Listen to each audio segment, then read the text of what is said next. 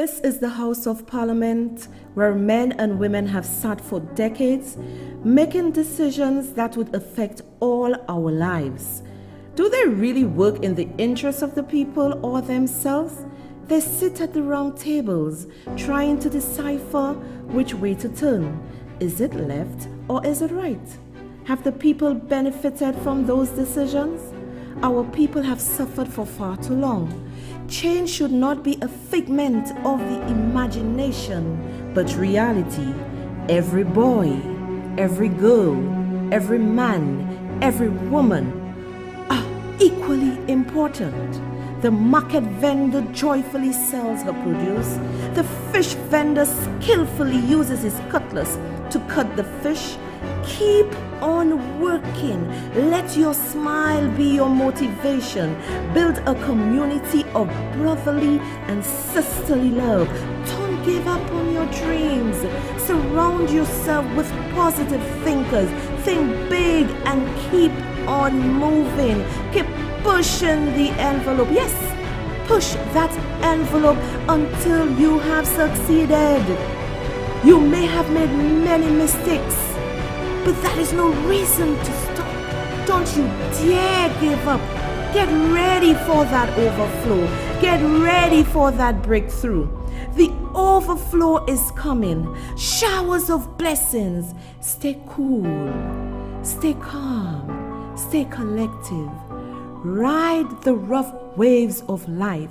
Hold on to that rope tightly. Just keep working. Keep moving. Keep believing. Self-motivation.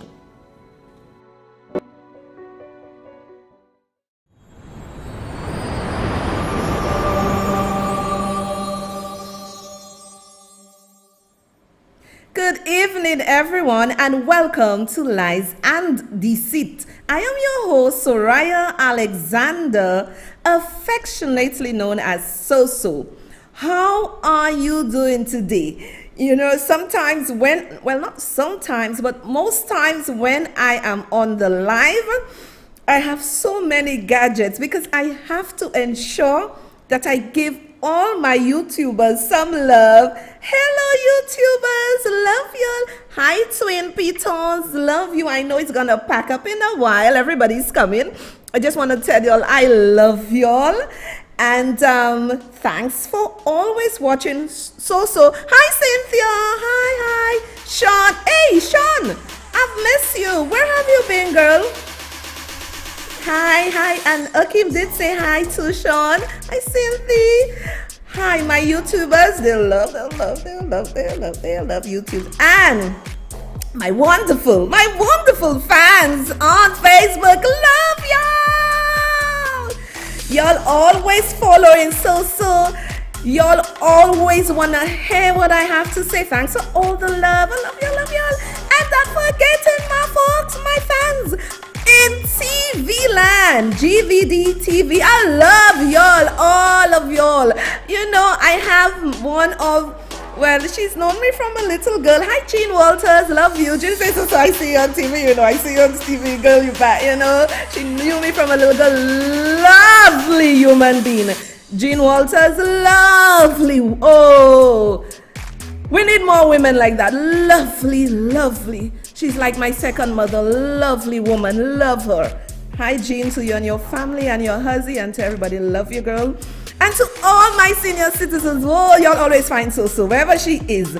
We love you, Soso. We love you, Soso. Hugging Soso. Praying for Soso. I love y'all. All of you overseas, my senior citizens, I love y'all, and those here. And all the youngsters in TV land. Let me tell you what makes me so happy. When you have a young woman, beautiful young woman, intelligent young woman, messaging my son after my last show, and she said, oh my God, Akim, your mother was on point. Your mother was on point. We have to elevate our thinking. We have to change. We cannot expect, because we were born in a plywood house, that we should not excel into a mansion.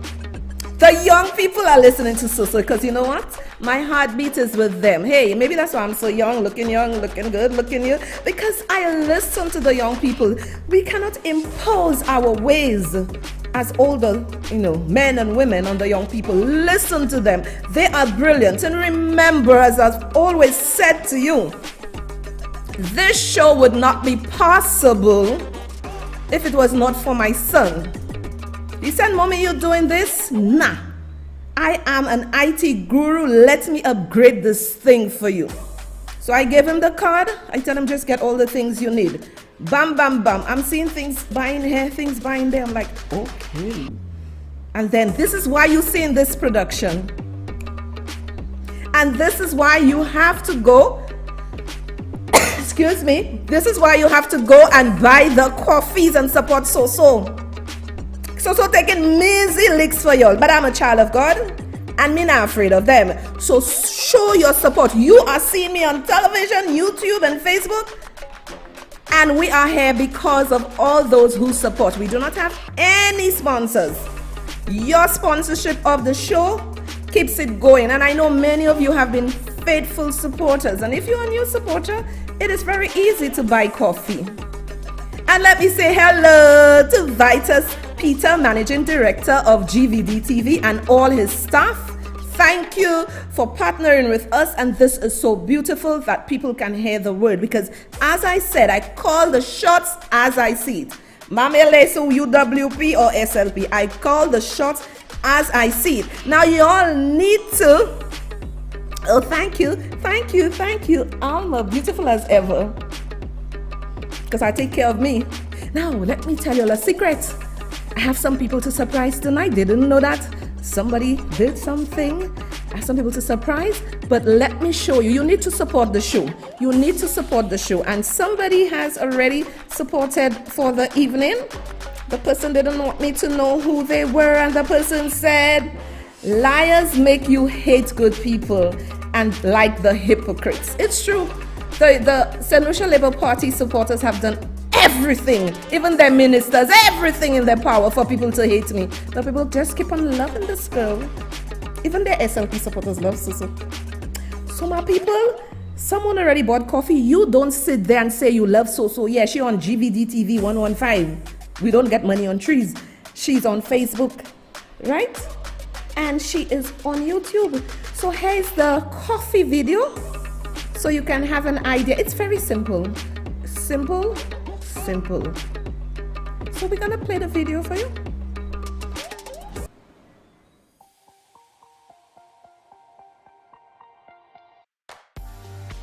Hello everyone.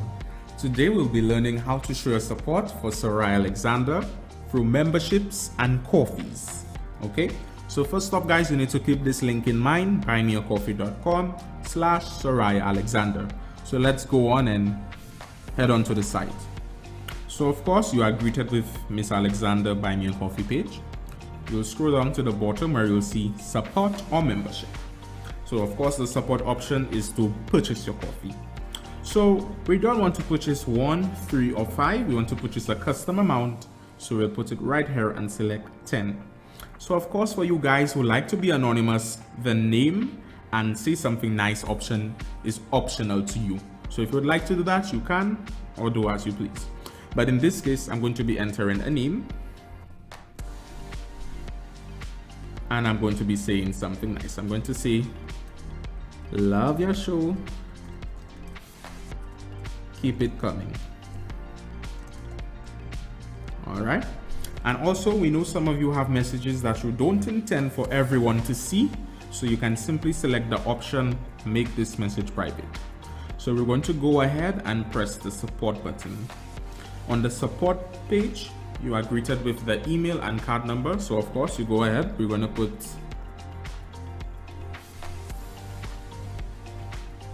johndoe@hotmail.com, and in this case we're going to be using a dummy card number, but in your case you'll enter your real valid card number. So of course you put your month, your year, and the CVC of your card. And of course you'll select the I'm not a robot option for verification. So this is simply how you go ahead and purchase your coffee. Simple. So now guys, we're going to go ahead and get a membership. So as you could see, we have different levels of membership, so you can choose what you like, whichever one you prefer. You go ahead and select that. So you just press the join button, and then you're greeted whether you want to take that membership per month or per year. So we're gonna go ahead and start filling in our details. We're gonna put our email, johndoe@hotmail.com, and in this case your name is required, so, and your email. So we're gonna go ahead and put a name. We're gonna put John Doe, and we are gonna see something nice. We're gonna see love your show. Now, like before, as we saw, guys, you have the option to make this message private. So you could just go right here, tick, and that message is private. So of course you press the join, and then you go ahead and you enter your card, and so on and so on. And of course you verify that you are not a robot. Now on this page you also have the option, because I know some of you guys may want to take more than the allotted membership, so you can simply use the free option, predefined options for you, and add it 5, 10, 15, whatever as you wish. Okay, so guys, this is actually the full tutorial. This is how you go ahead and purchase your coffee. This is how you go ahead and purchase your membership. So I want to say thank you guys. Thanks for watching. Hope this video was as informative as it could be. This was Humorous. See ya.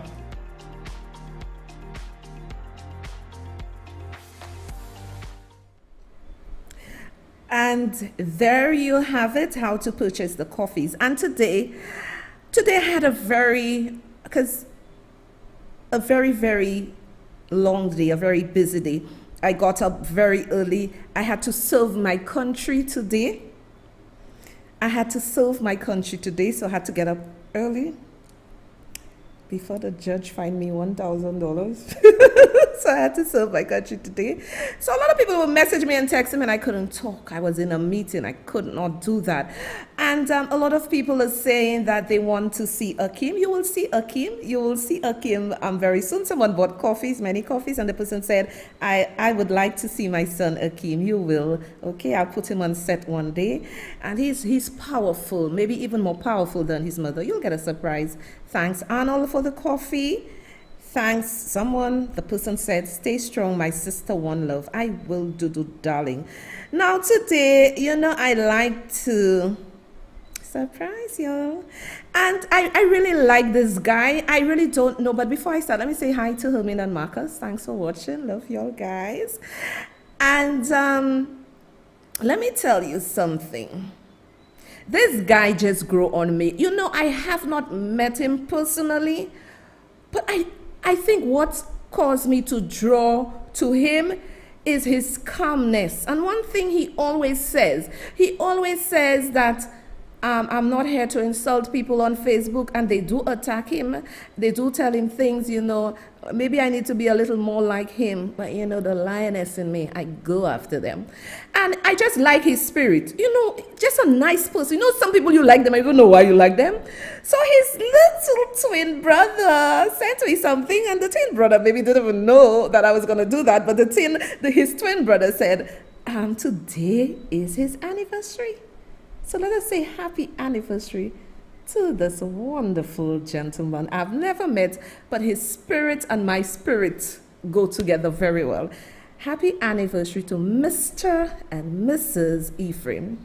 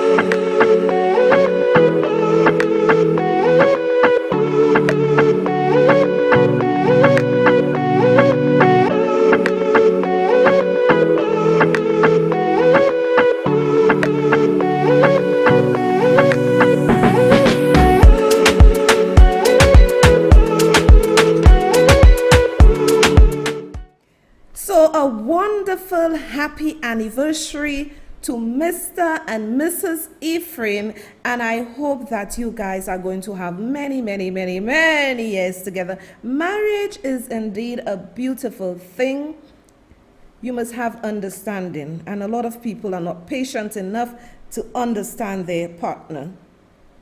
Okay, Bev, thank you so much. Bev just bought me some coffees. Listening from the US, please don't stop, because you are the voice for the voiceless. I won't stop, Bev.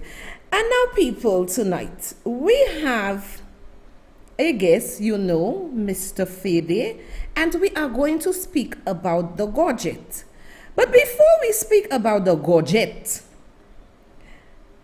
one thing I have learned is, be careful, little tongue, what you say. Philip J. Pierre is now the Prime Minister of St. Lucia. But right now, we are seeing him with the white royals all over St. Lucia, at services, at the Anglican Church. We're seeing him all over. But yet they campaigned on the premise that we do not want a white man to govern in our country. Now that is being very racist, right? So I am very happy. I do not care who gets vexed with me saying that, but I'm very happy for the insult the royals gave to you because you do not like white people. Why are you accepting a gift from them? Or why didn't you ask them to stay in their country? But they are right now in St. Lucia. Well, I don't know if they have left, but you all over the place with them, whereas you fool the people of St. Lucia by asking them not to vote for a white man. But right now, you there with a white man like a deck. Take a look at this video.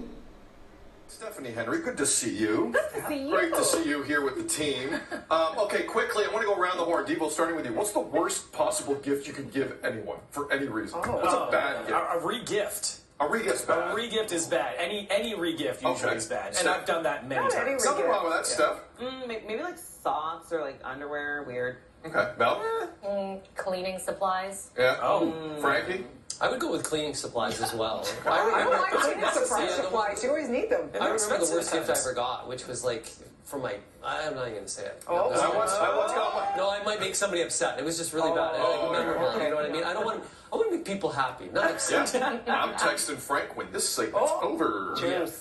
Dee, worst gift? What's the worst I gift? don't like receiving any gifts, but any gift that is given, you just receive and say thank you. A re-gift. Devo, if I said I have a pair of Gucci belt for you, I think you're going to like it, Dee.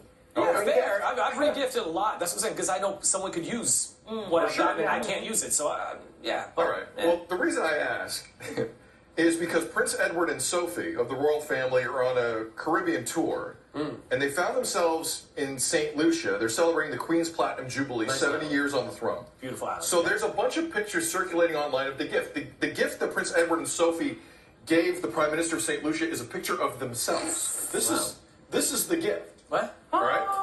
So this is not the best part. The best part is clearly the Prime Minister of St. Lucia is not amused at the gift. So we got It's a my you don't shade have. does not care. Yeah. He's like, you really Thanks. shouldn't have. No, My really. guy's like, what do I do with this? Yes. Where does that go? In what bin? In what cabinet? You should give me drawer, tea. yeah. Yes. Bring tea from England. What's Why this would you give gift? me a gift? What's that? There's some other gifts here as well. He's just not. A thermos. He's a thermos. He's not. So is a gift quickly, Devo? Is a picture of yourself a good gift or not? No, Yes, it's sir. not a good gift. It's no.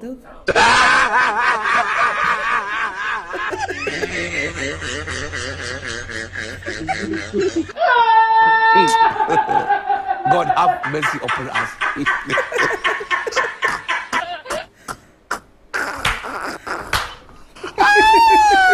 We want our country and our lives to return to mourners. It served him right. Racism is never good. You insulted the white people, and white people are very subtle with their disrespect. And in mine, they disrespected you with class. So hot, Philip J. Pierre. We are the laughing stock of the world. We reach on Toronto television network for people to laugh at you. Shasney was interviewed internationally during the COVID period. Everybody knows of Shasney, but people are knowing of our Prime Minister of St. Lucia because of a picture they give him signed. So hot, Philip JPA. I am feeling very sorry for my country because this man, if this man had campaigned squarely and fairly and said, well, okay, this is a white man, but I'm not going to campaign on being racist, I would give him a pass. But let us look at why they gave him that photo. Because this is exactly what they think of you, the royal son hot Philip JPA. Yeah, let us play the thing, Masha. Yeah, let's play that for them to see.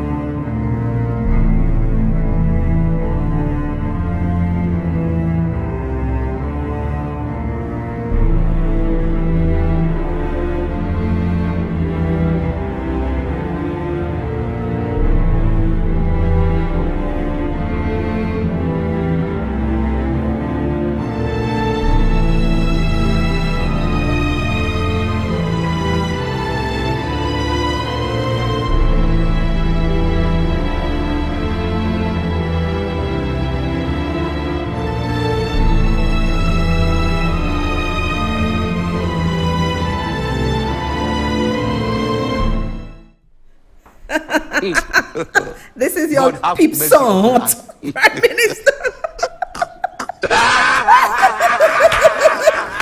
Okay.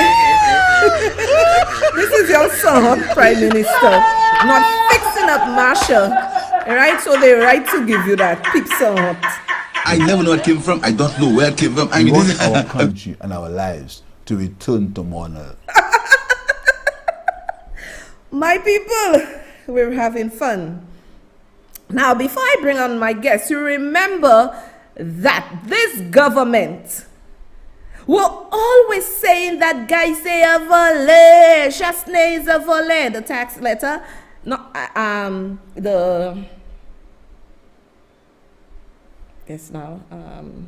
the Company Acts, yes, saying chassis, Gaisa, talking about corruption. Isn't it that same Philip JPA so hot that said to the people of St. Lucia, I'm going to stamp out corruption. I'm going to boo, boo, boo, boo, boo, boo, stand up, boo, boo, boo, boo, boo, stand up. Wasn't he the Prime Minister who said that he would not tolerate any corruption? Take a look at this on the screen. We got this from the Registrar of Companies. Remember we had a situation with the Castries City Council security guards where they said they were dismissed because a new company, right? A new company would be taking over the security services. So they were sent packing. However, it was made mentioned to me that these same security officers who were sent home, that they would now be re-employed by this new Holland company. Now, if you look closely, I am showing you the lies and deceit. I am here to show it to you. It is showing that the name of the company is Harlan Security Inc. And the attaché to Richard Frederick, Dax Kowanda Norville, is a director, a businessman. Philippe J.Pierre, so hot. You went after Guy Joseph, Alan Chastain's administration, saying that they were vile and corrupt and they're doing underhand things. Right now, the Malaways of St. Lucia, they are suffering because you took care of your friends, their families, the foreigners, and their cliques. And you have little Malaways, like you call them. I don't like calling people Malaways because all of us are hustlers. We all are average people. But you took care of your boys. Philippe J.Pierre. Put that back on the screen. Philippe J.Pierre, I need you to explain to Soraya Alexander, and by extension, the people of St. Lucia, how can a minister of government, Richard Frederick, housing minister, junior minister at that, and his attaché, can his attaché be the one, the company, who has now been given the contract to secure the market, and his attaché is a director, PJP, so hot, so hot. The same things you accuse the former administration of is the same thing you are doing, so hot. I am here to show the people of St. Lucia we are not to accept anything like this from whether it's the United Workers' Party or the St. Lucia Labour Party. We are their employers. They work for us. They behave as if when they win a seat that they are big boys, that they are the ones with the money. You'll need to sit down and listen to the people of St. Lucia. So hot, Philippe J.Pierre. Now, we have to do one. Now, just to give you, before I bring my guests on, just to make you laugh, because I pee on me, I roll, I fall, just to ease up the tension, and then I'll bring on my guests. Good afternoon. Good afternoon. Jesus? Yes. Jesus Christ? Yes, boy. What happened? Yeah. I just come to ask you for forgiveness. Satan tell me he don't want me in hell. Why? He catch me filling up my penis with rubbing alcohol and it was burning. I didn't mean to do that, Jesus Christ. You didn't mean to do that, but why were you doing it? I was just joking. Filling up your penis with rubbing alcohol is a joke? Wait, by the way, why is up here you come ask for forgiveness? He tell me I don't belong there. You don't belong here, but you think you belong in heaven. Huh? Father, I have seen. What? Stop singing, I'm not your father. Dove, stop it. Oh, I forgive Dove, go back down to hell, boy. I love you.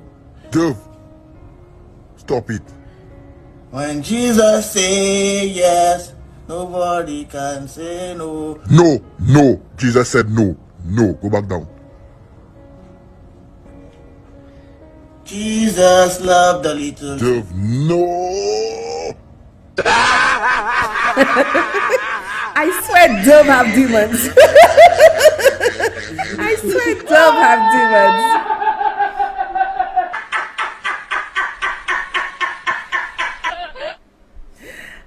Just to ease the tension, because my people think we have a dark cloud over this country, so it's my job to ensure that, we can smile a bit. So allow me to bring in my guest, who needs no introduction, the little man with the big axe that will cut the trees down. Welcome, Mr. Dominic Fede. Welcome to Lies and Deceit. Hi, Soraya. Good evening, and what a wonderful show so far. Good evening to all of your viewers, Good and evening. I'm happy Good to evening. be your guest again. And we are so happy to have you, because many of my fans have been messaging me, asking me for you to come back to join us, because they're so excited whenever you come on. Now let's get right down to business. I'm flattered and thrilled.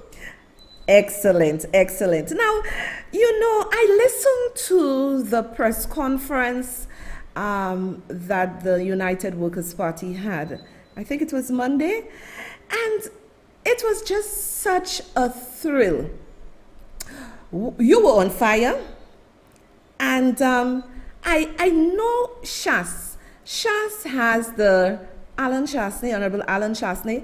He has the temperament to be very calm. Even if you go at him, he has the temperament to stay, above the noise.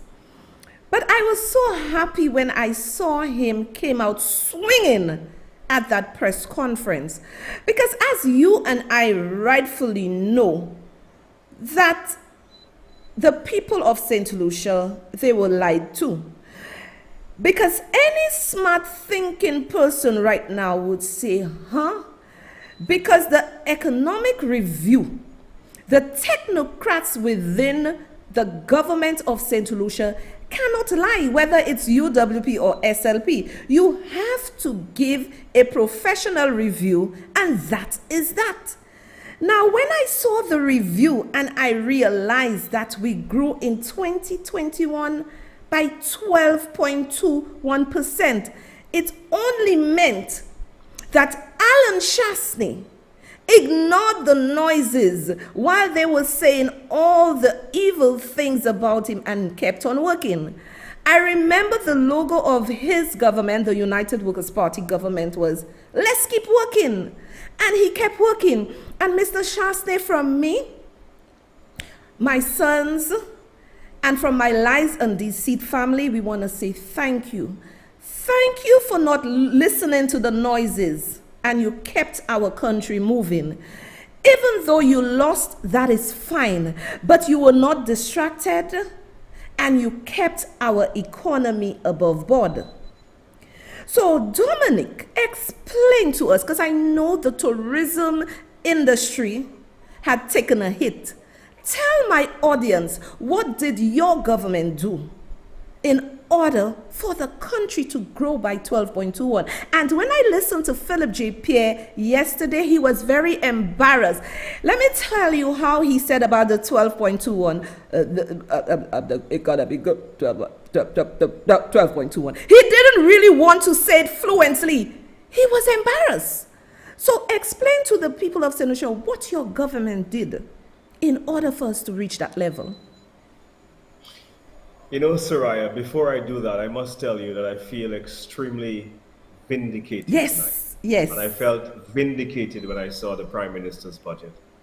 Because what I realized is that the Prime Minister was struggling for new things to say. Oh, yes, he was. How he tried to go in a policy direction, it was in the same direction that the United Workers' Party had already started. Yes. I mean, take, for example, like their community tourism initiative.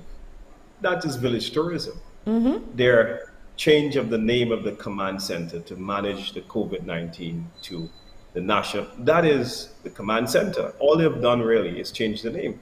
Mm-hmm. But apart from that, when we were in government, the world did not preempt a very, very, very devastating pandemic. It is nothing like the world had seen before. And when it came, there were no vaccines. No one understood the impact it was going to have on economies until it happened. It had an untold effect on tourism-dependent economies like ours, whereby we saw some 15,000 jobs within the hospitality sector and an additional 1,000 additional jobs in related sectors that had a very strong linkage to tourism. These jobs were lost. And so all of a sudden, we witnessed an entire shutting down of our economy. I remember in that period just before, I was looking to surpass the year before, because in 2019, we had record-breaking arrivals of 423,000. And I thought, well, this year, 2020, we had to at least come in at 450. But all those dreams were shattered by the pandemic COVID-19. And so when we looked at it and we reached to a place, we thought that too many people were unemployed. We provided income support for a number of individuals. In managing the pandemic, we had to establish a respiratory hospital. We had to get help from Cuba. We mobilized the Cuban medical brigade. I remember that. Very quickly. We didn't promise income support. We delivered some 11,000 registered workers and an additional 6,000 unregistered or self-employed persons got income support. And then we set about to try to reopen the economy in a strategic way. We started with agriculture, which we kept to ensure that we had some food.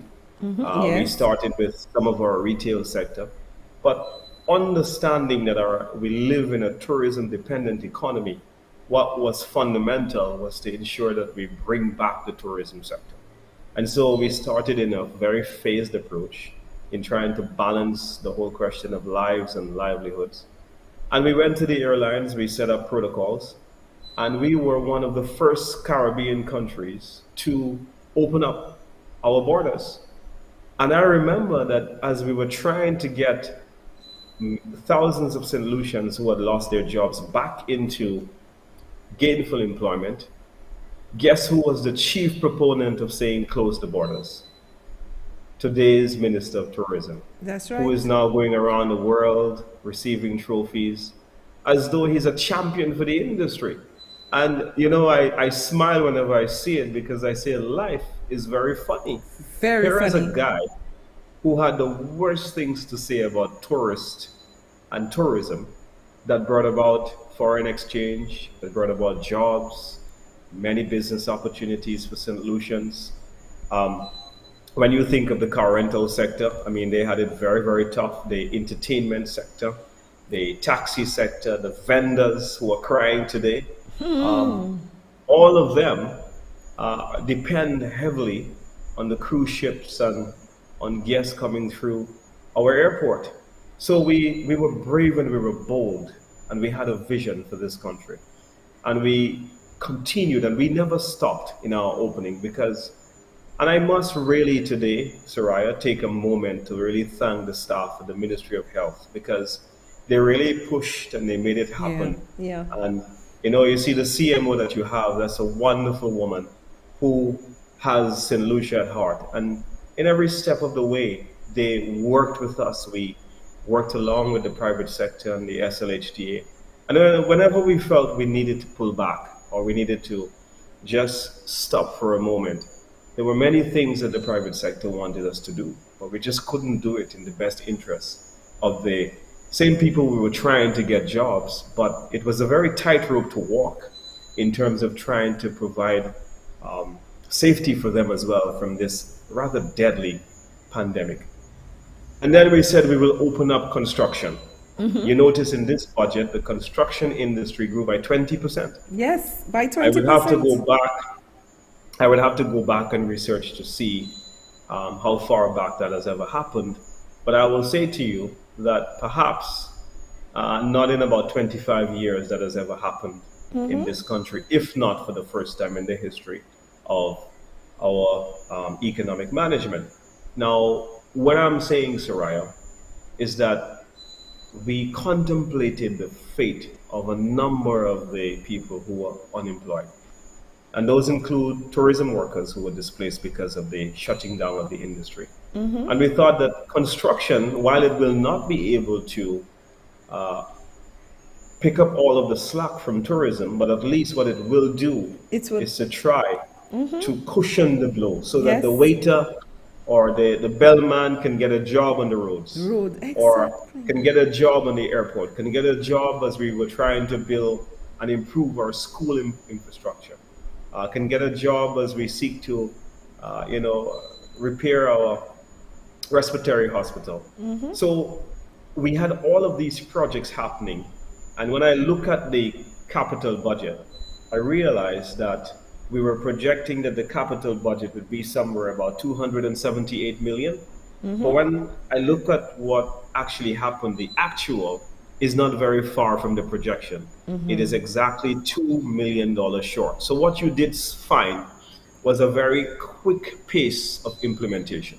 So we find that the pace at which we were implementing various projects and implementing our programs meant that there was tremendous activity. You know, people were selling cement, people were selling stones, the quarries were in full operation, the truckers were moving, the contractors, if the contract wasn't theirs, they were perhaps, you know, employed and supplying equipment to various projects that needed them. So you had a very domino effect that was taking place in terms of the impact of ensuring that we had some economic activity that was taking place. Now let me just cut you short there, because when Alan Chastney was speaking, there were young people listening, and you know, we really let go. Well, I have to say we categorically, because you know, not all of us voted for SLP. I didn't vote for them, but a young person said to me after listening to this live, "This man is brilliant. Chastney took 77 million and put it out there and say, let us do some construction work, let us do certain things to keep the economy buoyant." A young person said that. And the young person said that if this man could have been in this situation and could have thought of doing that, why did we vote him out? And right now, all the projects are stopped. But even some members of parliament in this administration have been saying in the estimate debates that we've had so far in round one of the budget debate that construction is the fastest and quickest way to stimulate the economy, of course, especially in times of crises. And so therefore, our policies worked. Soraya, I can tell you that we are the fastest growing economy in CARICOM except for Guyana, where they have discovered oil. In the Eastern Caribbean, we are far above any economy. And in the wider CARICOM region, we have outperformed anyone else because of the steady and quick implementation. I don't think that the economy has grown by this number since 30 years or so. I think, Soraya, that this has to go down as one of the fastest growing periods of economic growth in economic management in St. Lucia. Yes. And I think this is why the Prime Minister and the current Minister of Finance seem so uncomfortable in pronouncing the figures that really have been produced as a result of this.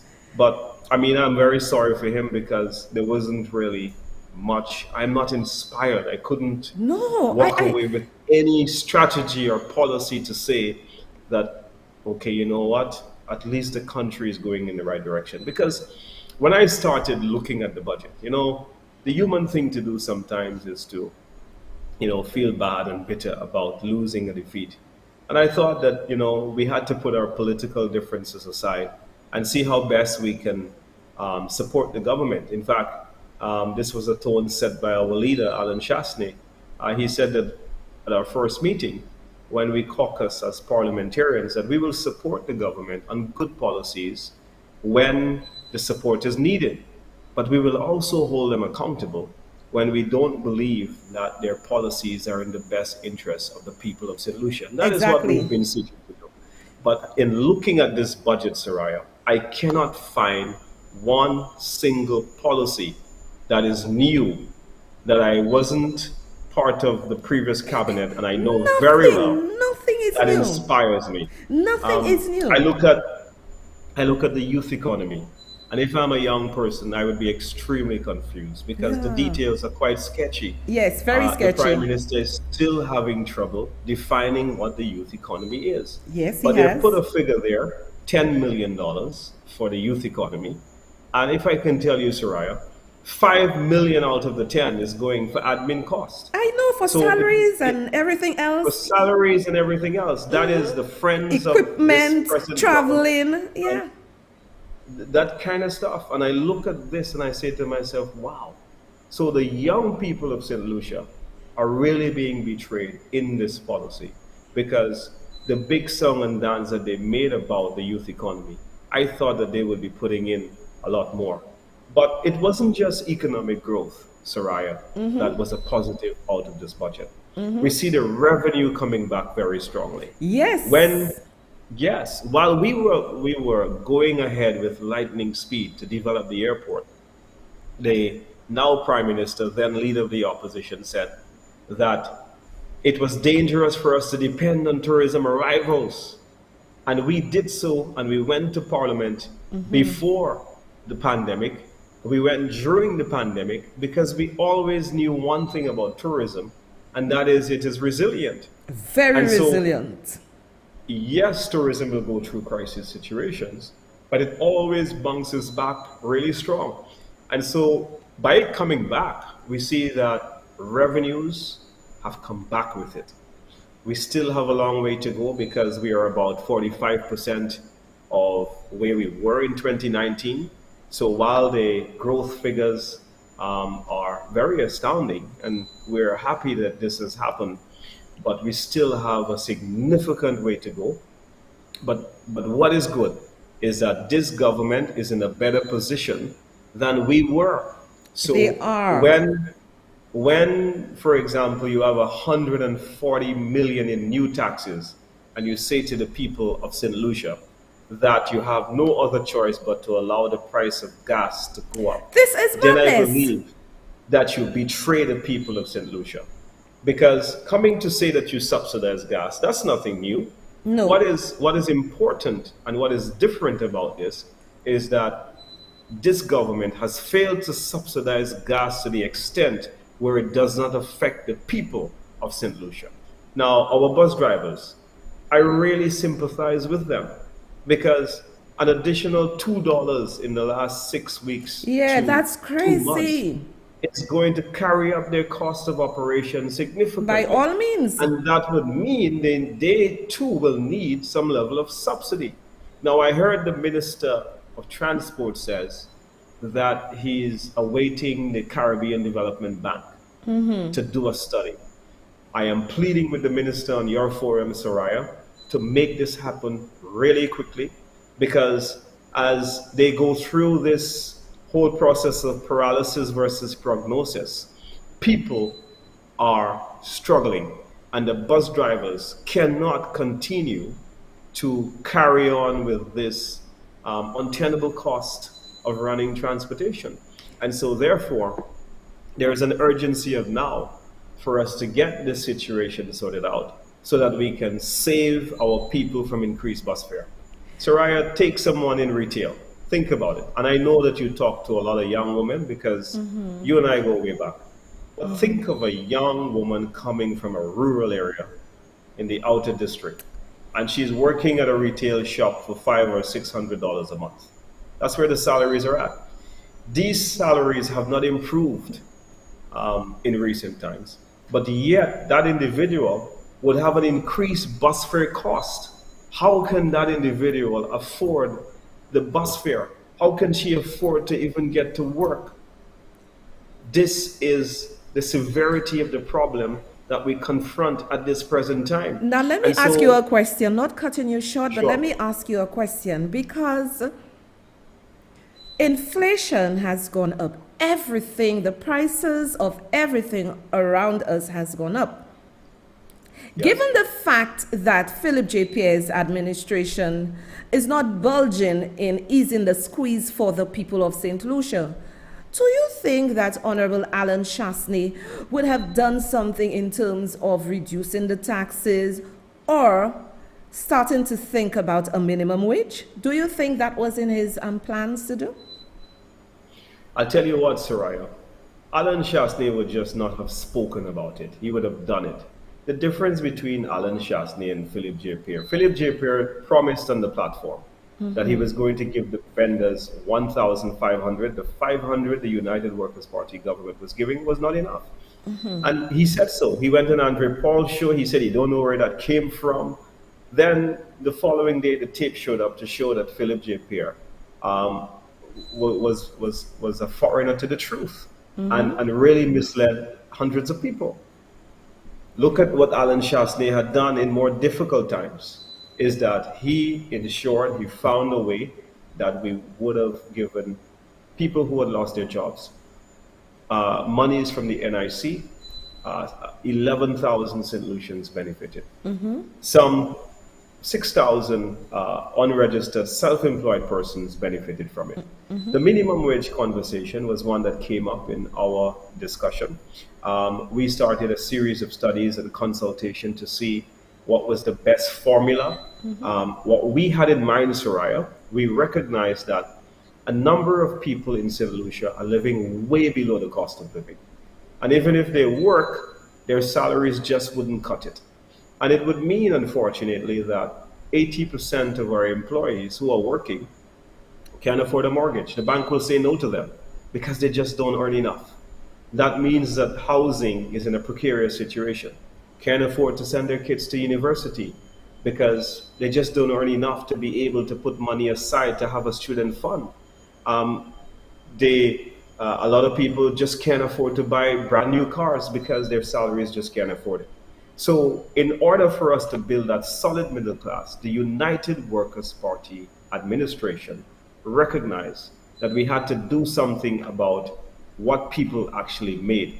But it had to be a mixture of economic growth strategy. So this is why we wanted to ensure that we would grow the economy, expand the GDP so that we would have more opportunity for more people. We were on our way to reducing the unemployment rate. By reducing the unemployment rate, then the demand for labor would have gone up, and then salaries would have had a knock-on effect so that the workers of this country would have benefited significantly. So we have to also take into account that a lot of these businesses that would be affected by any dramatic spike in salaries would be small businesses as well. And so it is a very complex but very possible situation whereby we have to have a mixture of regulation and as well allowing economic growth strategy to allow market forces to determine the growth of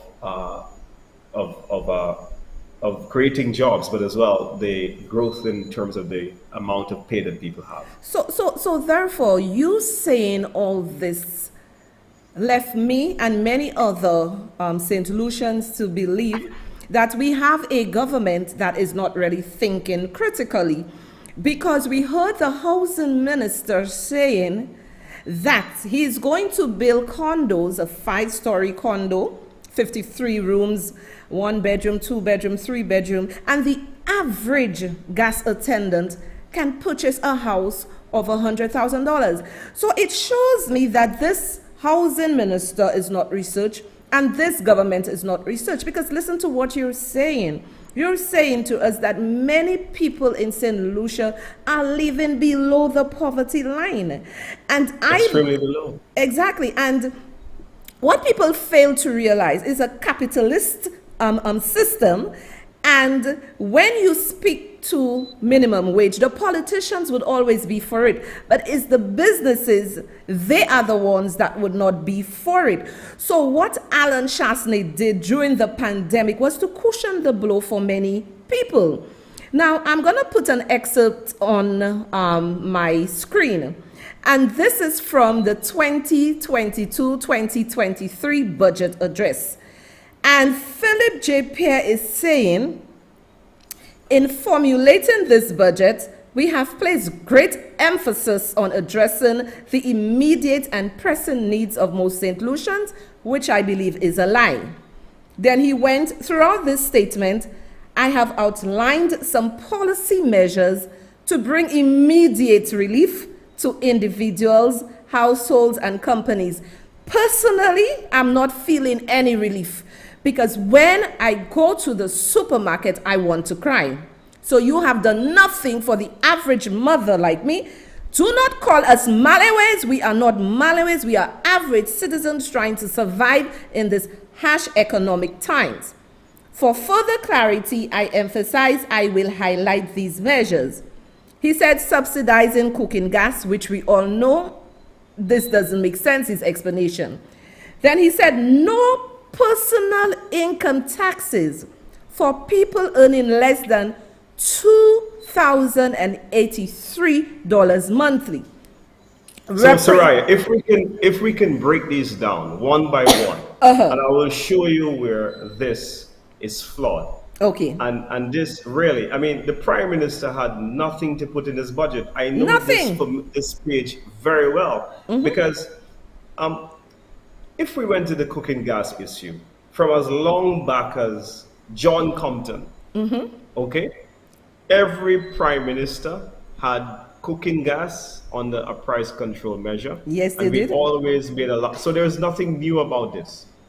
It is more than cooking gas that people have trouble with. In fact, there were some price increases that brought it from $35 to $39 if you followed sometime earlier this year. Yes, and if the Prime Minister was 45. really 30, right, and if the Prime Minister was really thinking about the poor people of this country, he would have left the cooking gas at the original price of $35. So that's one. Now you go on to the next one. And So I will show you how that is. yes, and I know there is, you know, and you are very right. And I have to tell everybody listening to Mr. Fede and myself tonight that he is not lying on anything he's saying there, because I myself researched it, and these are things that have been there for donkey years. Philip J. Pierre had a Santa Claus budget. So we're going to the second one. No personal income taxes for people earning less than $2,083 monthly, representing 15,000 public and private sector workers. Look at the lie. Go ahead. So here is how this is fraud, okay, Soraya? So the income tax came from $19,000 a year, okay? And it's now gone, the threshold has now risen by $6,000. So it's $25,000. I know, yes.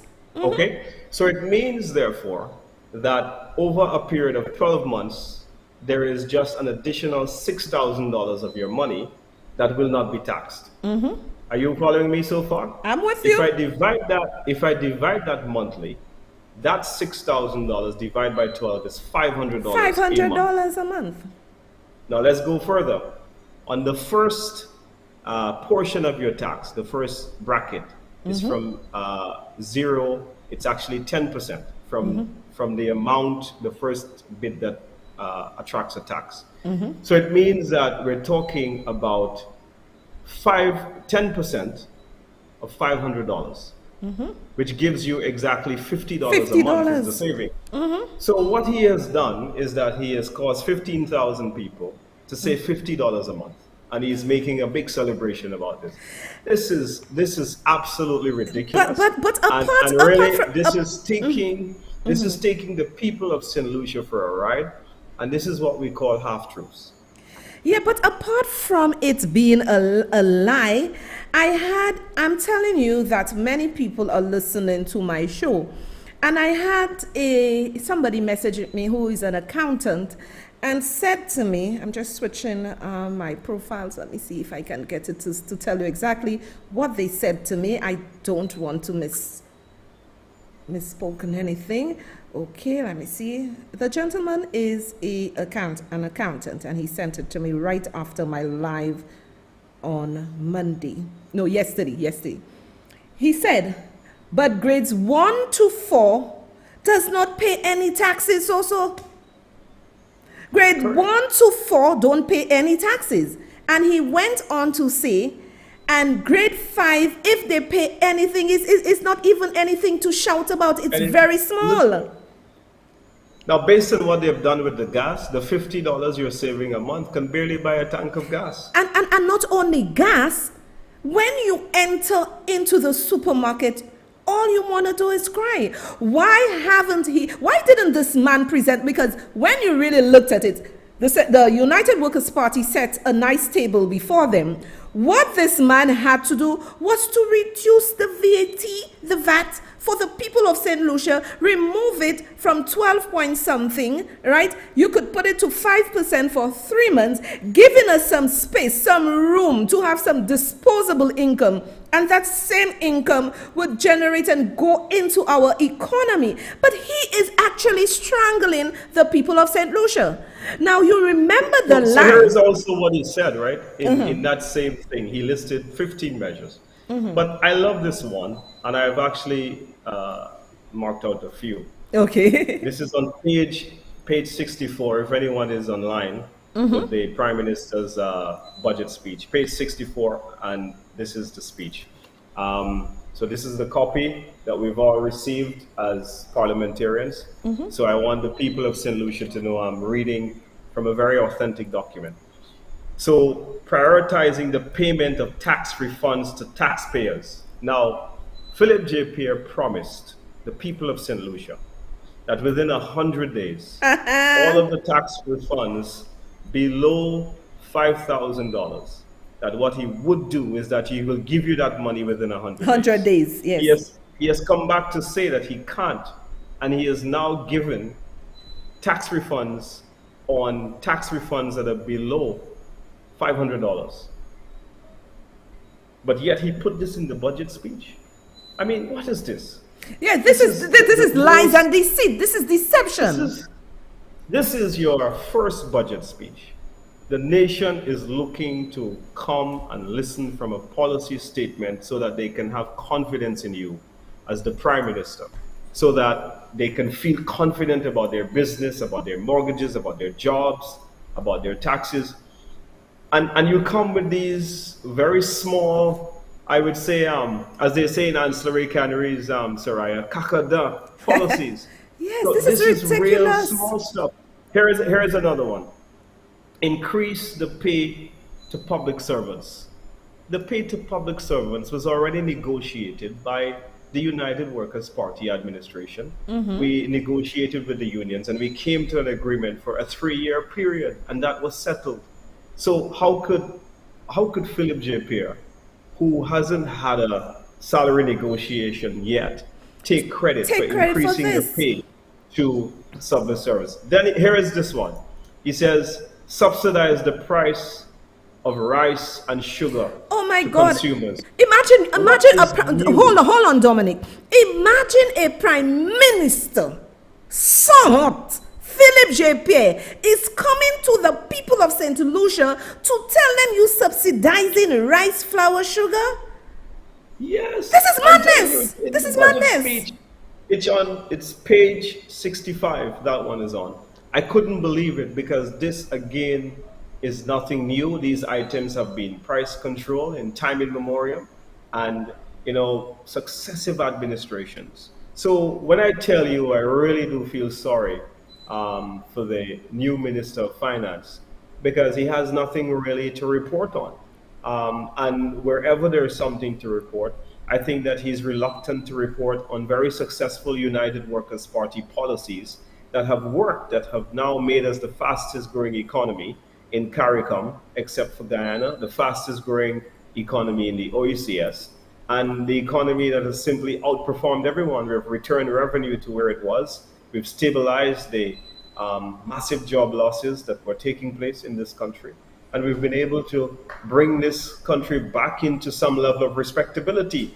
While they were saying close the borders, stop the construction jobs, many feats have been accomplished in terms of our infrastructure advances. Roads are looking much better. I took some back roads today to avoid the traffic, and they are immaculate. Yeah. And the traffic situation in this country has improved because of our road network. People save less time. People can get to work early and be more productive. Now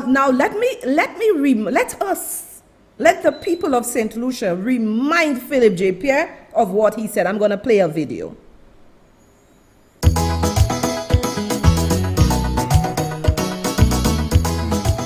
What really we mean by the first $4,000 of income, there's no tax? Many people are saying, what's that about?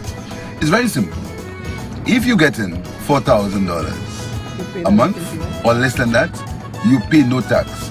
That means you pay no PAYE. That means all your money that you used to pay to the government in tax will come to your pocket to do what you want.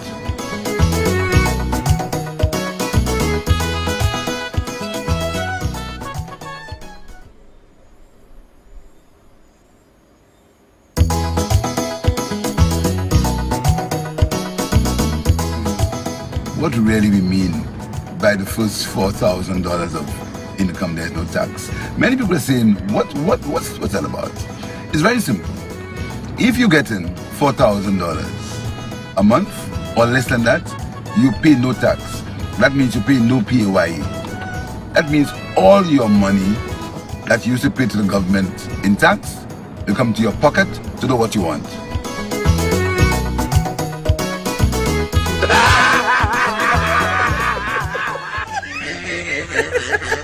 You heard the lie. You heard the lie, people. So when Mr. Fede and Soraya Alexander is here speaking, we're not telling fables, we're not telling lies. We are actually showing you what your prime minister said, that he within 100 days you're going to get your tax refund, and anybody making $4,000 a month would not pay income tax. But here we seeing he is going back to what was there. We all know, because when you go do your taxes at a certain threshold, everybody is allowed, if it's 25,000, 10,000 or whatever, right? So this man has brought nothing new to the table. Go ahead, Mr. Fede. You know, I really cannot make an excuse here for the new Minister of Finance. The only thing I could say is that he's out of touch with running a country and governing a country. And he simply has proven so far that he can't manage. Because if you're going to make such a pronouncement that can have a significant impact on the country's fiscal situation, then you are supposed to have known those numbers. I was in the parliament for 5 years with Philip J. Pierre, and every single year, the tax people put together a book like this called the Revenue of Estimates and Expenditure. And Soraya, they show all of the parliamentarians all the time. You have the estimate page, which tells you the fiscal situation of the country, debt, interest payments, it shows you principal payments, overall balance, and a real deep dive into the country's fiscal situation. It's a complete account of every single ministry, how we intend to spend it. So really, there are 5 of these that I have acquired over time. And so I wasn't the lead minister ever on finance, but I made it my business to know.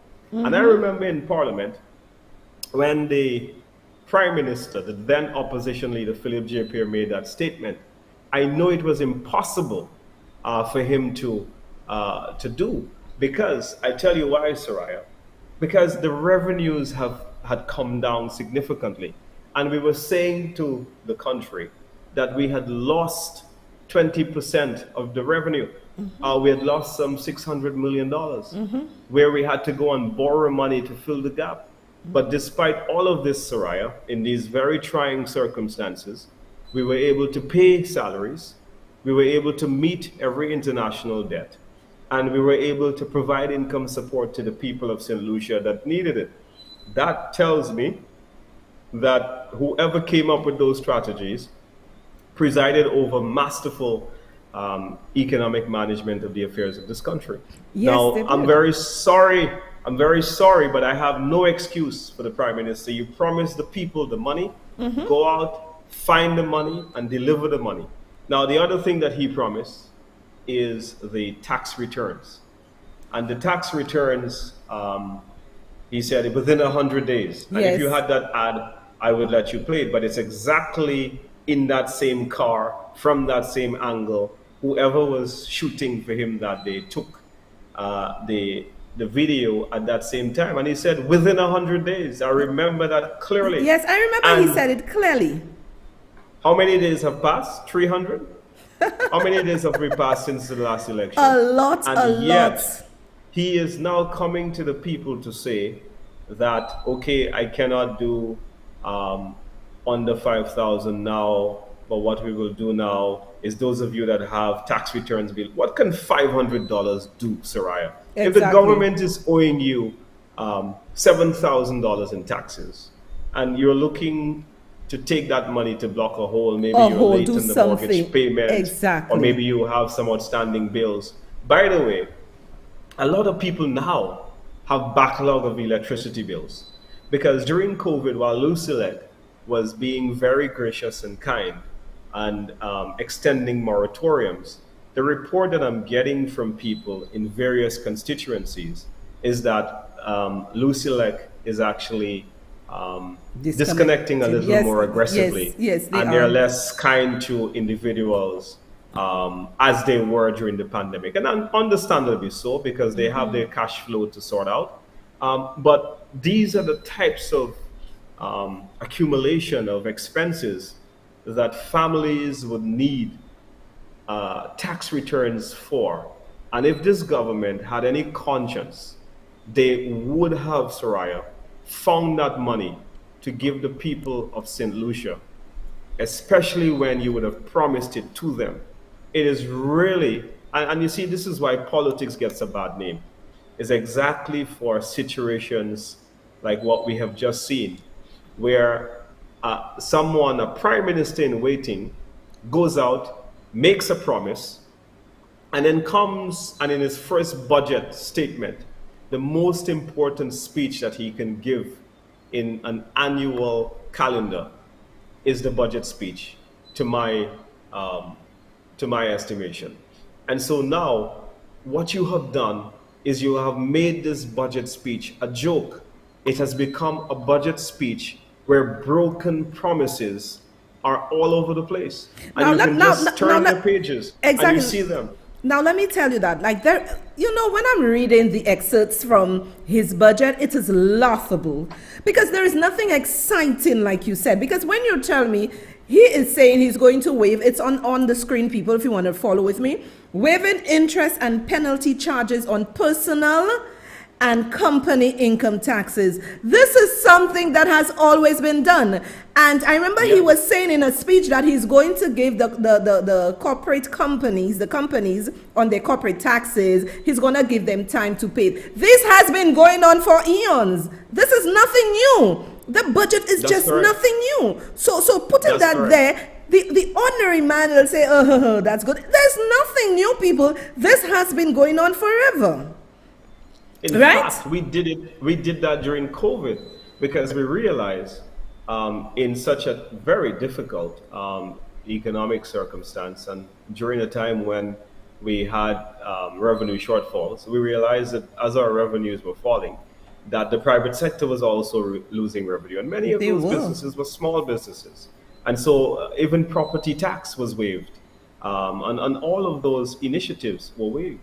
But one of his thing was he's going to do away with property tax. He said some rubbish like that. I'll get the tapes to play on maybe for my other show. But he said about property tax, you'll not pay property tax. He made many promises. He did promise the complete abolition of property taxes. You say, now, the United Workers' Party, yes, he did promise it. Yeah. That's why I'm saying to you that this budget is a budget characterized by many broken promises. I mean, I'm sorry for the fishermen, up to now, they cannot take off the excise tax. Do you remember, Soraya, them campaigning and saying that the fishermen, there are no roads in the sea? Remember that very famous statement? Foolishness. There are no roads in the sea. And so therefore the gas tax, which we instituted so that we can improve the road network of the country, they were saying that this should not apply to fishermen. Now, go ahead and take the tax off. Give the fishermen what you promised them. If you make a promise, you must deliver on that But he's saying right now through Alfred Prosper that they cannot take out the 150 because they have a shortfall in revenue. And could you imagine my horror when I heard our Prime Minister said he has been in office for 9 months, but he cannot find the logbox? What kind of dumb is this? Obviously, the 150, right, taken for fuel has been used to improve the roads, and you cannot find it.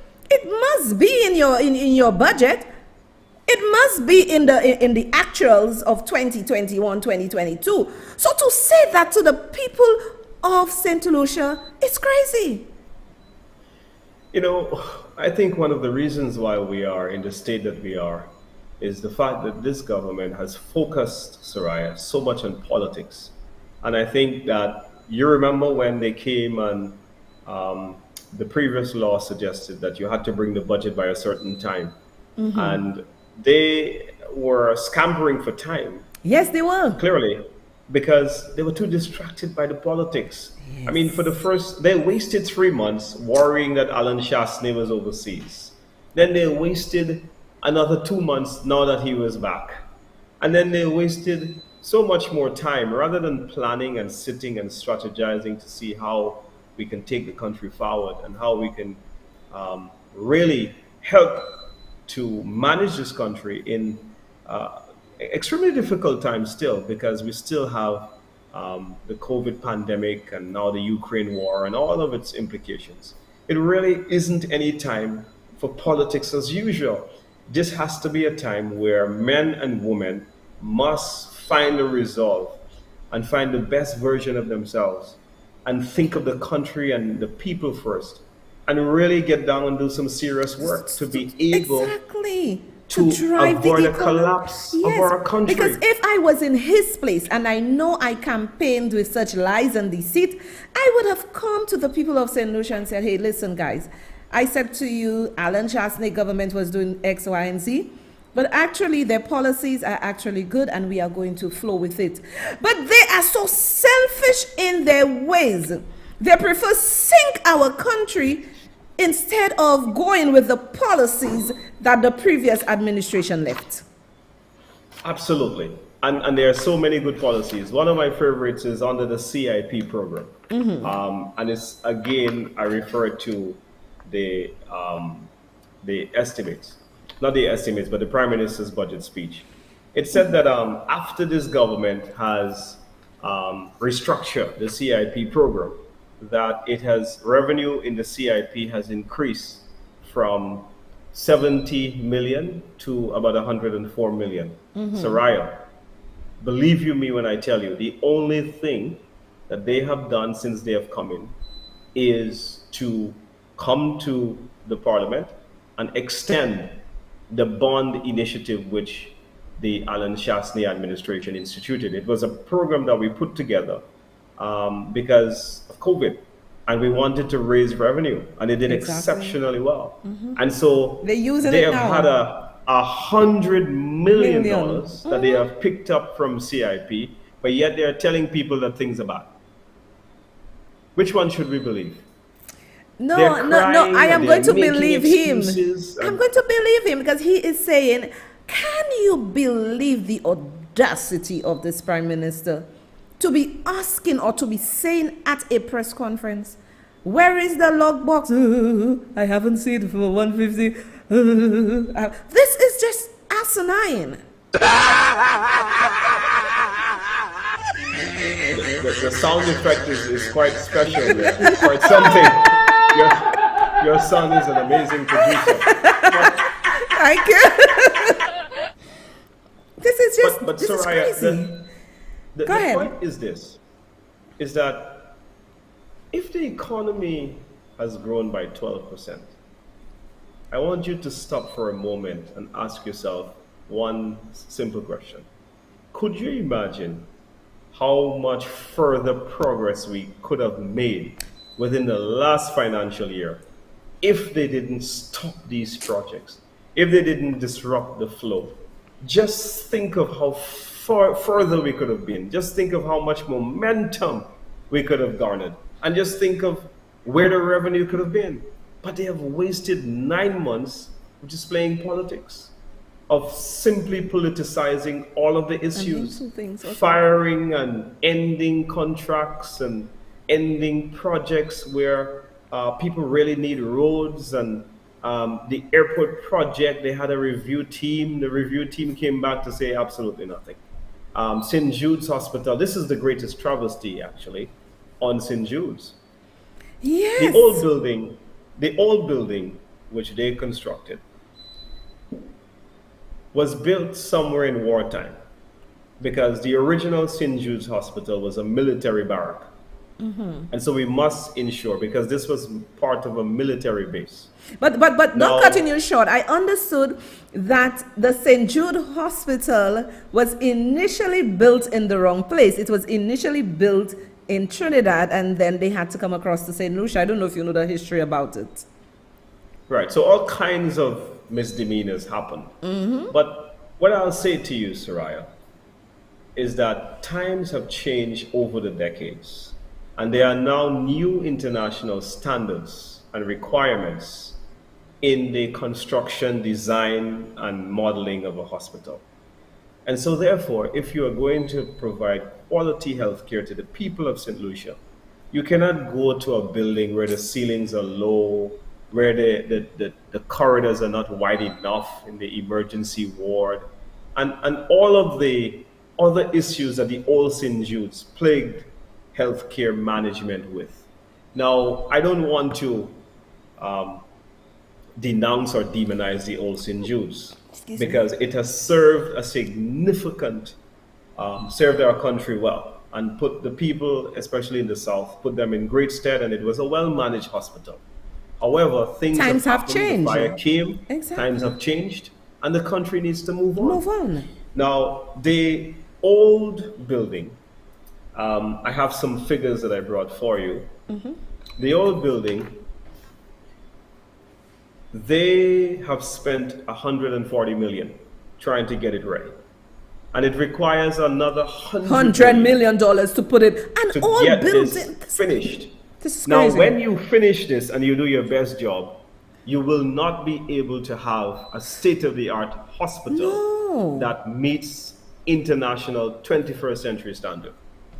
I would love to see the report, which the review team, headed by Mr. Hennicat, I think it is, Yes. has actually done, so that the people of St. Lucia can see why is it the government of St. Lucia is actually casting aside a brand new building, Soraya, and I wish I brought you some pictures. Because really one night you must do a deep dive into St. Jude's and put up the pictures. A state-of-the-art modern building. I have actually showed my audience. Your guests have seen it. An aerial view. Yes, my audience have seen a nice aerial view of it and the old building. So they're very aware of what you're talking about. Yes. I was reliably informed that an MP of the Labour Party went down to see the two buildings and said to the people there, why don't the government allow this building to continue, referring to the new building by the United Workers. Yeah, because I Because still so believe incensed I was still that MP. believe that there are MPs within the St. Lucia Labour Party with common sense. But they're just not saying anything. And from where my vantage point is, like, people are actually setting up this prime minister to fail, because anybody with common sense would say continue the new building. So this is the old building, very good video work.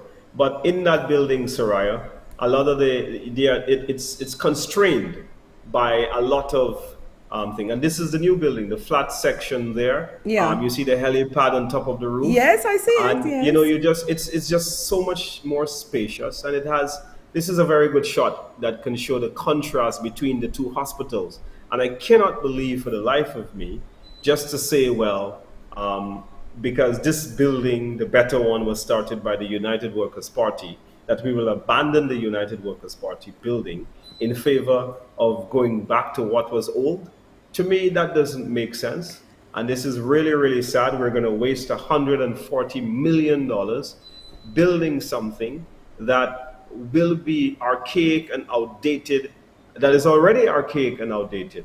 And so the usage and the lifetime with which we can get from it, This is so it really lovely. bleeds my heart. This is now let me play the entire video so my TV audience can see it, because I'm not too sure if they saw it. Maybe my YouTubers and my Facebookers saw it, but let us play the video of the hospital so they can have a look at it.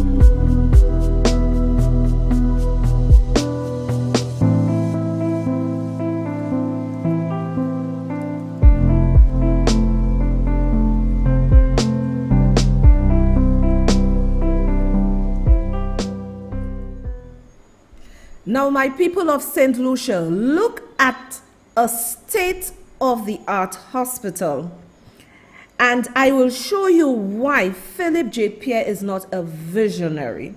He cannot see beyond his nose. He can only see, I don't think he can see. I don't think this man can see. But let me show you the reason why he wants to give you the old hospital and not the new hospital. Take a look.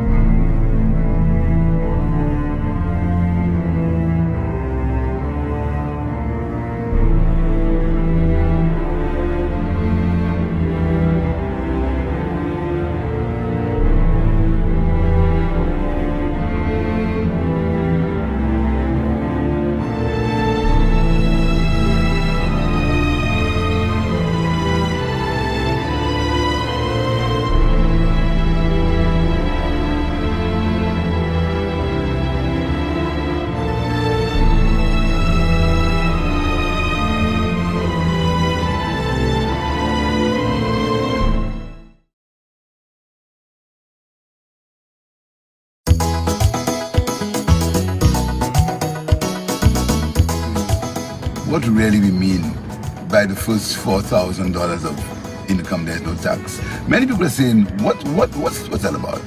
It's very simple. If you get in $4,000 a month or less than that, you pay no tax. That means you pay no PAYE. That means all your money that you used to pay to the government in tax will come to your pocket to do what you want.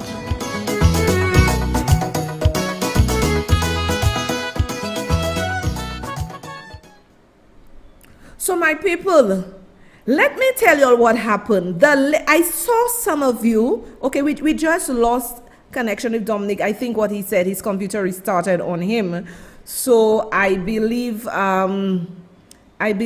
he is trying to sort it out. So as soon as he sorts out, he'll come back in. But let me just show you, the people of St. Lucia, something.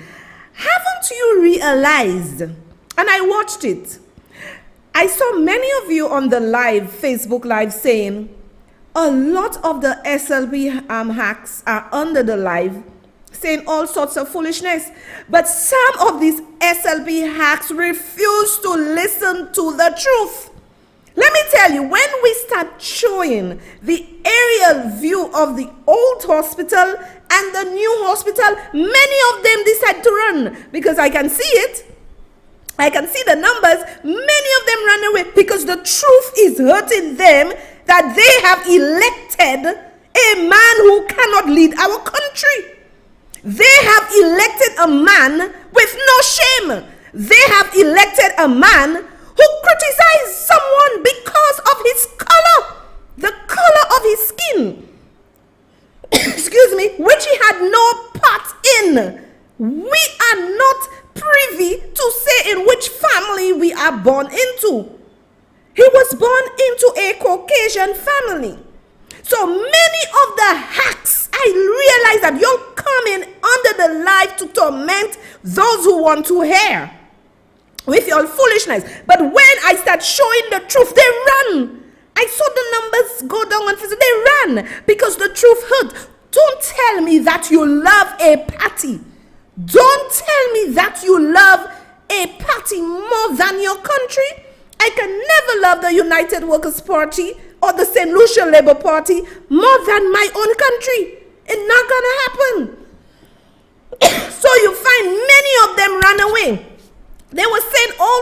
of derogatory things, right? All sorts of derogatory things to the people of St. Lucia. Just give me 1 minute, people. I'm going to take this. Just give me 1 minute. You'll speak to him.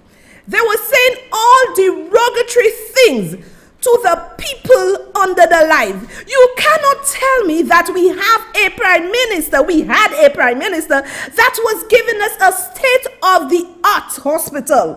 And y'all, for the love of God, y'all are under the life harassing people who are thinking. For you to tell me that you are a St. Lucia Labour Party supporter, condoning the foolishness which Philip J. Pierre wants to do.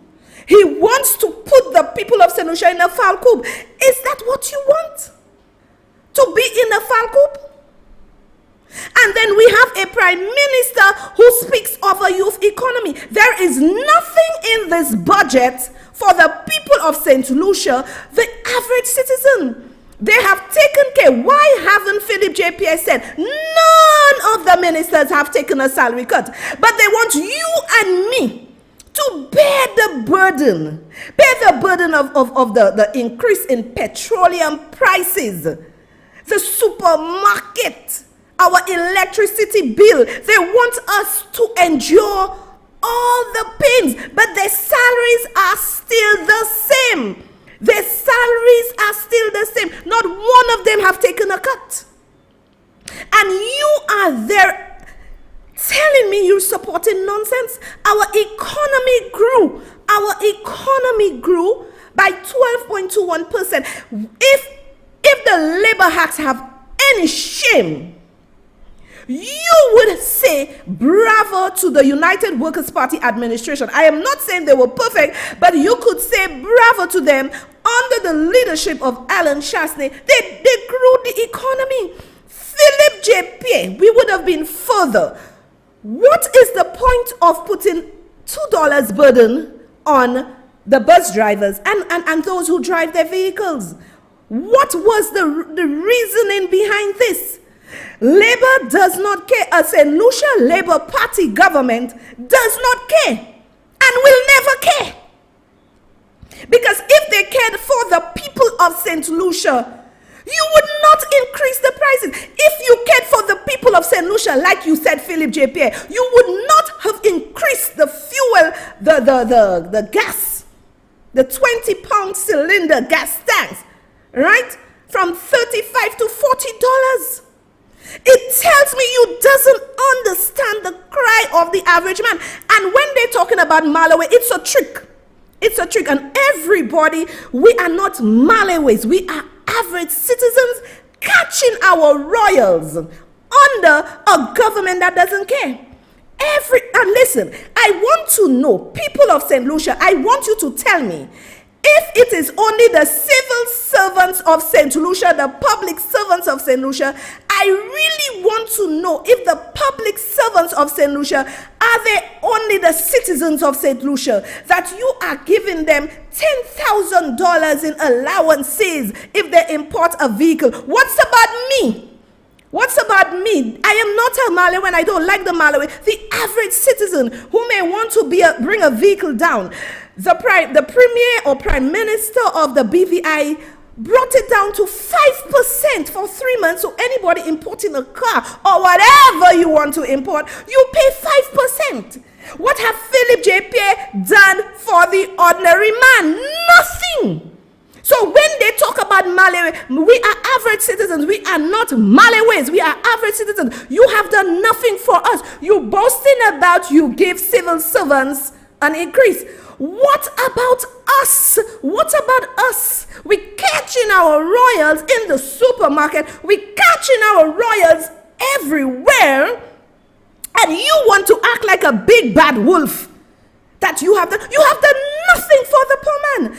Absolutely nothing for the poor man. You have let the people of St. Lucia down. And you speak to a youth economy. A youth economy is $10 million. Man, are you out of your bunkers? A youth economy can never be $10 million. If you really really want to show me you care about the youth of this country, you would have put aside about $40-50 million for our youth. But it is tactics, it is tricks they have. And this government want to build foul coops, cages, and give it to senior citizens and be happy about it.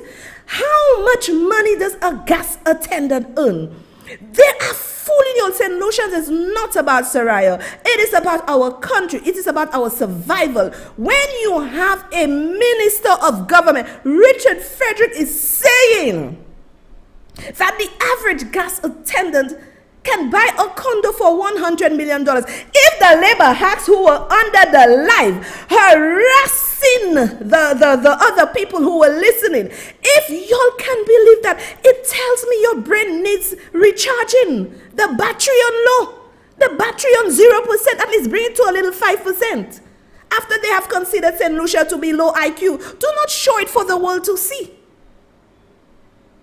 Do not show it for the world to see. Y'all are blind. I cannot love any politician, be it UWPS. I can't love Guy Joseph. I can't love Alan Shasta more than my country. Because when you show these politicians you care about your country, they will start to work. They will start to work. And y'all are there accepting all this burara. Y'all are accepting all this nonsense, right? And the man is saying he's going to provide soft loans for businesses. Philip J. Pierre, and I understand why Alan Chasney had an implementer, a director of implementation. Anything you do in life, you must be able to have someone to implement it. Philip J. Pierre cannot even implement water running through a pipe. That's how bad he is. He cannot implement anything. Now we're back with Mr. Fede, so I'll let him take over from here. Thank you very much, Soraya. We had some technical difficulties, but I couldn't hear what you were saying because our computers were updating. Yes. But I'm very happy that we're doing this show to bring the level of truth and clarity to the people about the budget. There are a lot of spin that is taken upon very important issues that the people of St. Lucia no doubt will need for their sustenance and for their betterment. The excise tax has not been delivered. The 1,500 promised to vendors wasn't delivered in this budget. The bus drivers, I know that they should not be feeling very comfortable because so far what we have seen from them does not suggest that there's any concrete offer on the table. We haven't heard anything in the budget which would suggest that the plight of the bus drivers will be improved. We haven't seen any thing here as well for the vendors and taxi drivers and so many people that were looking forward to this budget. I think that this government missed a real opportunity because, you know, Soraya, at budget time, everyone looks forward to it, to get some confidence, to get some hope. And this government has squandered the level of confidence and the mandate that the people of St. Lucia gave them at the polls at the last elections.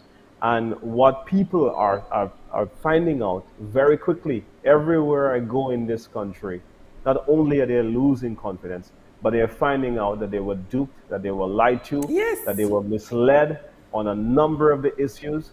And this administration, I tell you, they will pay. There are people who are calling my phone, Soraya, and telling me they cannot wait for elections. And, you know, I believe that we must try our best to ensure that we do what is good for our country, to ensure that we see out the term and hopefully some good policies will come through. And They cannot have good policies because how can our senior citizens are the ones who really build our country? What is Philip J. Pierre trying to do? Because he promised the people of St. Lucia 3 times the $500. But in his budget, he is saying that he's going to give the pensioners a 500 one-off payment. Can you tell me what is this? I don't understand that. My brain, what is he talking about, Dominic? Well, it's a one-time payment to pensioners, but while this is going to be welcome in some quarters, but certainly this does not go a far way in helping to address the real problem. And the real problem which we have in the country is that pensioners have found it extremely difficult to survive. To survive, especially when you're from a low income, a working class people, line employees. Once you would have done that, then your pension would not be a very substantive one. And that in itself is something that, a lot of people barely can survive on. So exactly. A one-time 500 payment is just Marshall politics. But the I like that, Marshall politics. Oh my God, that one is a nice one. I love that one. in this budget, the fundamental thing, Philip J. Pierre is on record, Soraya, of saying that $5 can block a hole. Yes, can you believe that? You have to understand the man who formulated this strategy for growth and advancement in our country. He's coming from the standpoint that $5 can block a hole. So the one-time payment you're seeing to the pensioners for $500 does not think of the big picture, does not think of the holistic situation. But what it is saying, well, let me give you a little kakada, that kind of talk is what pertains. Now, what I want to say, Soraya, is that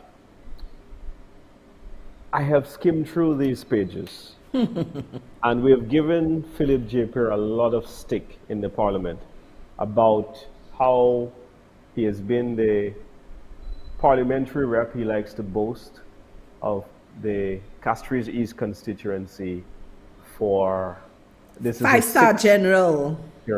He's a 5-star general, but he's been elected 6 times by the people.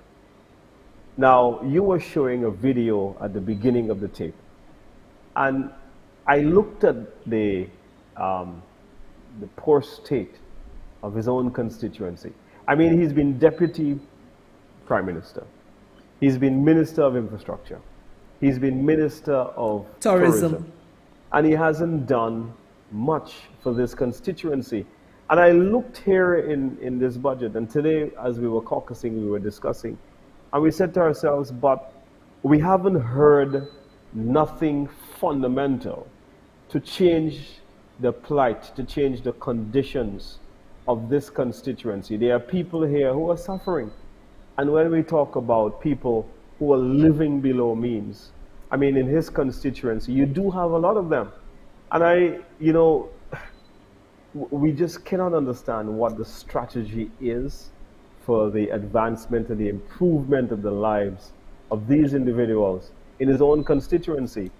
But Soraya, if you cannot manage your own constituency well, how would I expect you to manage a country?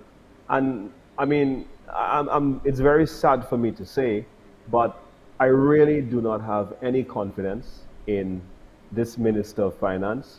His budget is further confirmation that he's not up to the task. No. And he's out of touch of what needs to be done to advance this country, improve the country, create new opportunity for people, raise the standard of living, and to create opportunity for people to get into the middle class. That strategy is missing from the appropriation bill, the speech that the Prime Minister delivered to the nation. And I was very, very unimpressed. And it's really, really very simple. And let me tell you what he could have done. And again, you borrowing $500 million, and when the average man, not the Malawi, because we are Malawi, when the average man cannot feel that he is getting something, what does Philip J. Pierre is going to do? This man did not even have the decency, as I said before, to do anything for the average man. He has given everything, National Trust, Feed the Poor, everybody. What about me and the other people when we go to pay our bills, the supermarket, the pinch we feel? What have you done for us? Now, do you remember when Alan Chasney, in his wisdom, took monies from the NIC, like people like us that will be pensioning in the next couple of years, right? it was our monies being used to pay those workers who lost their jobs. You remember Philip J. Pierce said, I'll get the tape, I'll have to cut it. The first thing he's going to do when I get into office, we're going to pay back NIC, the millions that Alan Chasney took. He was using it as an ATM, but he was using it as an ATM for the people of St. Lucia. What are you doing, Philip J. Pierre? That is correct. And we were even going to go further, Soraya, because in our manifesto, one of the things that we said was that we were going to do this, have a national unemployment fund. So the time has come where the National Insurance Corporation has to be more than just an old age pension scheme. That's right. Or a medical assistance scheme. So we need to now widen the purpose of it. And we need to now, in a very strategic way, to teach our people and to guide them in the right direction so that they can plan for the future. So that if it is one thing we must learn from COVID, is that hard times will come upon us from time to time. And so we will need to tap into that emergency fund, which is separate away from your social security when you get old, and which is separate from if you have an accident or if you giving birth to a child and all the other things that the NIC can cover. But the time has come, and we have to ensure that we have a national unemployment scheme in our country so that we can ensure that individuals. But what do you think about what he said? Because when I listened to him yesterday in his budget speech, I felt like we were going back to the old labor, 1997 and 2011. He is now saying they are going to introduce a universal health care. What is a universal health care? Chasney, when he said he would have given us the medical insurance for 75K, he explained it. Haven't you realized Philip J. Pierre is smoke and mirrors, and he explains nothing in depth? Well, this is exactly the point, because, I mean, universal health care, I've heard that before. When I was in media, I worked for DBS back in 1998, I think it was. Sarah Flood was the Minister of Health, and they had a universal health care program. They had a universal secondary school program. So when I tell you that in this speech that the Prime Minister delivered, and it took 3 hours, he said nothing in 3 hours. That is the point that we've been making all night.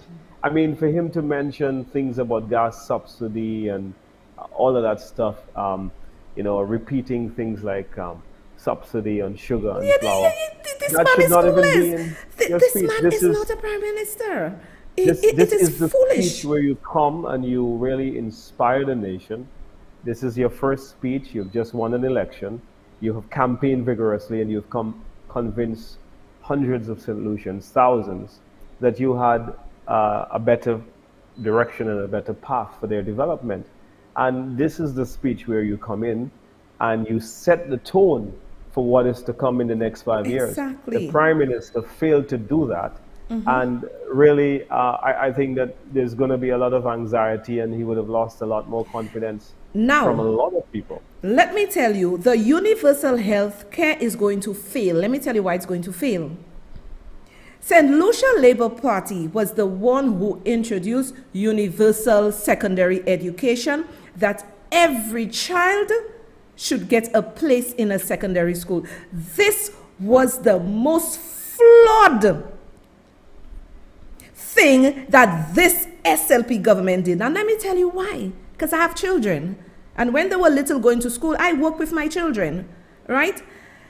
How can you tell me if a child cannot read, a child cannot write, a child cannot add, subtract, and the child gets 3%, and you just dump the child in the system at a secondary school? And I have always said that our universal secondary education failed our young people of St. Lucia, because many of those kids, there's nothing, you academic or you this, everybody have their talent. Many of these kids would have been better placed in a vocational school. And this is what Philip J. Pierre have to be pushing. teaching our young children to have a trade, to have a skill. Did you hear anything like that? And he's speaking about a youth economy. I am very incensed because I know we are going to go 20 years backward with this government. The youth economy, he's still trying to explain it. I read everything on it that's in the budget, and I am more confused than I was when I started. The first time I heard about the youth economy, I realized that it was a political gimmick, and I'm still convinced that it is. You know, the fact of the matter is, the United Workers' Party did this, Soraya. When we came in 2015, we met a very untenable situation pertaining to the youth sector. Unemployment rate in the youth sector. And the next time I will send you a page from this book. This is the Social Economic Review. And there are a whole host of tables on the back page, and they give you the national unemployment rate. But in 2015, the national unemployment rate was somewhere about 48%, which is almost 2 in every young person was unemployed. By the year 2019, we had reduced it to 31%. So what I like to do is look at facts and look at empirical evidence to show where we have addressed it. Now, I can tell you, a lot of them got jobs in the IT sector, namely Ojo Labs, ITEL, BPO. We were pushing rapidly. We encourage existing call centers like KM2 to expand and to do more, and to we were driving it. We were through Invest in Lucia to ensure that we produce growth, a number of tourism jobs as well.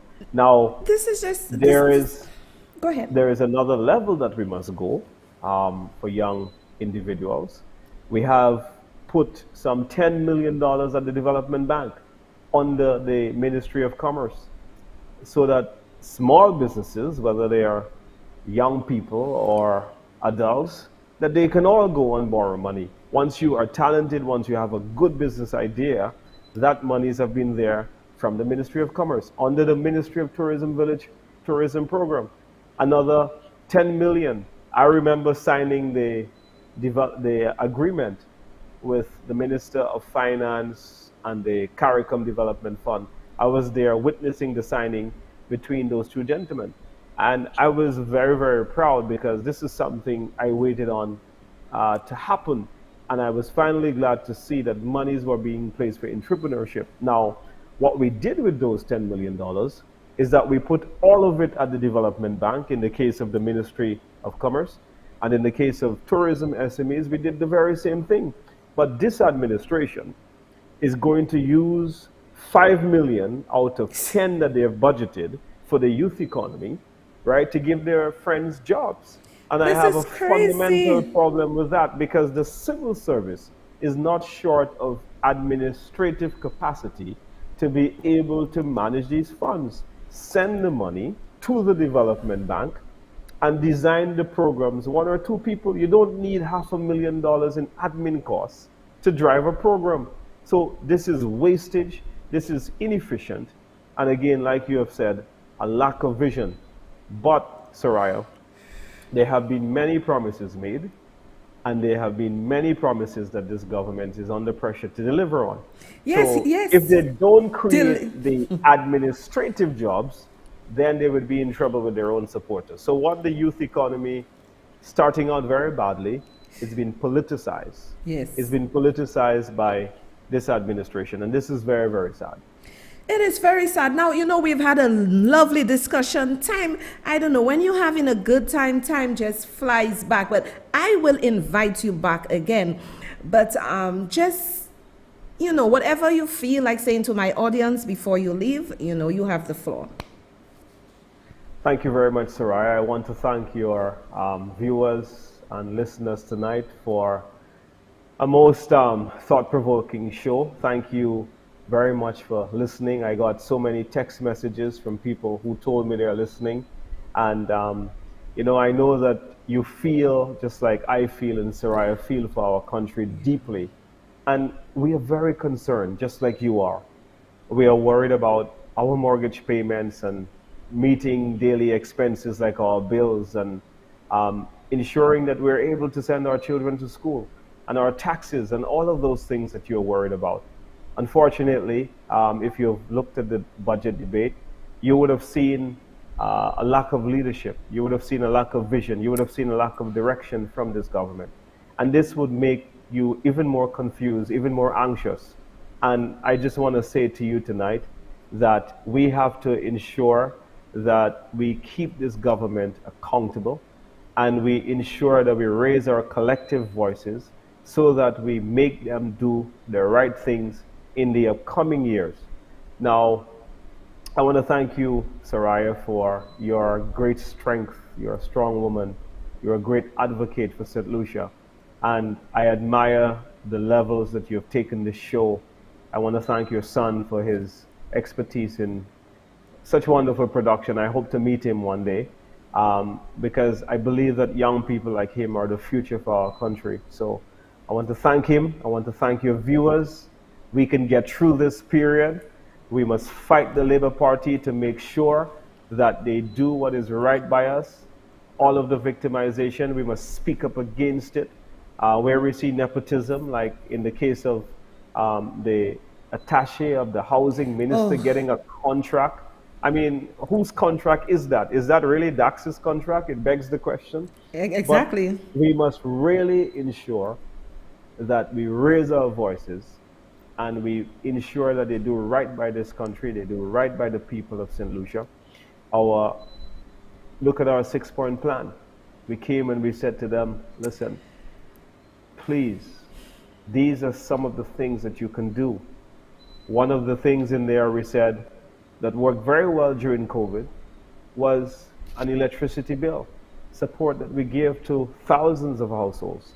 Just for $1 million a month, this government can help 10,000 households with a payment of $100 for each household to ensure that your electricity bill stays connected and to help you in this time of high unemployment, in this time of low pay and increasing prices in the supermarket, increase in cost of living. But what they have chosen is to reject the idea just because it's a United Workers' Party idea. But I want to say to the Labour Party tonight that Redemption Day is coming soon, and we will soon be able to judge them for their failed performance so far. Good night to you, Soraya. Good night to your viewers, and thank you very much. You are very welcome, sir, and thanks for accepting my invite. It was a very wonderful and informative discussion, and I know all my viewers in TV Land, Facebook, and YouTube, I know they enjoyed it. So my people, I'm going to see you Saturday at 8:30. We're going to wrap again. We're going to have some more discussions. Remember to support the show by purchasing coffees. I am not stingy with my resources and my intellectual bank in coming here to speak to you. Don't be stingy in supporting the show. As we said, we have no sponsors, and you are the sponsor of this show. And let me say good night to Vitas GVD TV Flow 115. We thank you for bearing with us. And my people, I am going to see you on Saturday. Have a wonderful evening. Be safe, be good, God bless, and see you. Love you. Bye. We expose lies and deceit. Expect us